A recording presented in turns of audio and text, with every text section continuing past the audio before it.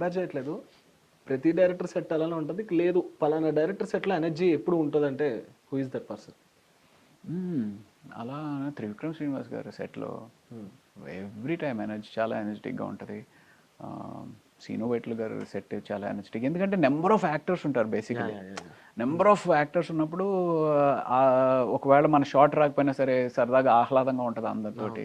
And comedians ఎక్కువ ఉంటారు యూజువల్గా. అండ్ ఏదో ఒక ఎనర్జెటిక్గా ఉంటుంది అనమాట. సో ఇప్పుడు మీరు ఏదైతే ఇప్పుడు నేను కోబలి టీజర్ చూసినప్పుడు లైక్ ఆ డ్రెస్ ఎవ్రీథింగ్ ఒక పల్లెటూరు క్యారెక్టర్ ఏదైతే ఉందో మీరు అన్నట్టు ముందు అరవింద్ సమేతలో కూడా ఆ షేడ్, ఇప్పుడు మీరు అన్నట్టు కొండ పొలంలో కూడా ఫ్యూ ఫిలిమ్స్ లో ఆ షేడ్ ని యూస్ చేసుకున్నారు డైరెక్టర్స్. రైట్. ఏం చూపించగలిగారు దానికి దీనికి తేడా? అదే కొండ పొలంను కోబలి ఎట్ ఎ టైం ఇంచుమించుగా అదే ఒకే టైంలో అవుతూ ఉన్నాయి అన్నమాట. ఇక్కడ కొండ పొలం దగ్గరికి వచ్చేటప్పటికి కంప్లీట్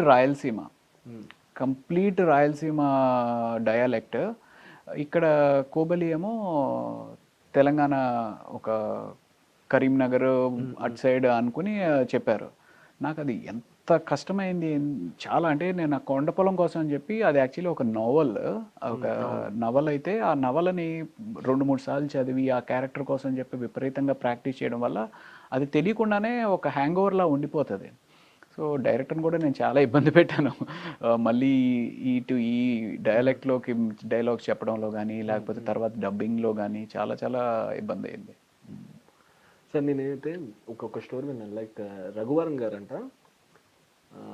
ఇది విన్నదే వాళ్ళ వాళ్ళ వైఫ్ గారు చెప్పినప్పుడు, ఆయన త్రూ అవుట్ ద సినిమా జరిగేటప్పుడు ఆ పేరుతోనే పిలిపించుకుంటారంట. లైక్ అట్లా ఉండిపోవడం కానీ ఇంట్లో కానీ, లైక్ అట్లా మీరు కానీ లేదంటే మీ కో యాక్టర్స్ కానీ ఎవరైనా అలా చూసారా? లైక్ ఆ లెవెల్ ఆఫ్ ఎగ్జిక్యూషన్ ఆ క్యారెక్టర్ అయ్యే వరకు సినిమాలో ఆ లెవెల్ ఆఫ్ ఎగ్జిక్యూషన్ నేనైతే ఇక్కడ గమనించలేదు. అంత ఇది డెప్త్లో ఉన్నదైతే నాకు గమనించలేదు.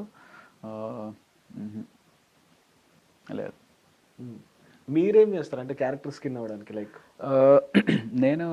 నాకు కొంచెం ఏదైనా ఆ పర్టికులర్ సీన్ ఉంది, డెఫినెట్గా దీన్ని కరెక్ట్గా స్క్రీన్ మీదకి ప్రజెంట్ చేయాలి అనుకున్నప్పుడు ఆ మూడ్లోనే ఉండడానికి, డే అంతా ఉండడానికే ప్రయత్నిస్తాను.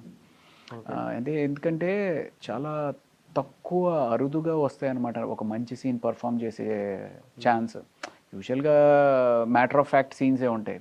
ఆ మ్యాటర్ ఆఫ్ ఫ్యాక్ట్ సీన్స్ కాకుండా ఒక పర్టికులర్ ఎమోషన్ని ప్రజెంట్ చేయాలి. సంథింగ్ లైక్ ఇప్పుడు వేదంలో ఆ క్యారెక్టర్ ఏది, నేను చేసిన క్యారెక్టర్ అయితే ఆ పర్టికులర్ త్రూ అవుట్ షూట్ అంతా కూడా ఆ మూడ్లోనే ఉండడానికి మ్యాక్సిమం ప్రయత్నం చేశాను. అండ్ నాకు ఇంకా సాటిస్ఫాక్షన్ ఇచ్చిన రోల్స్లో చెప్పాలి అంటే, అనుకోకుండా ఒకరోజు అని చెప్పి ఒక సినిమా వచ్చింది. అది కూడా చాలా మంచి సినిమా. చంద్రశేఖర్ ఏలేటి గారు అద్భుతమైన డైరెక్టర్.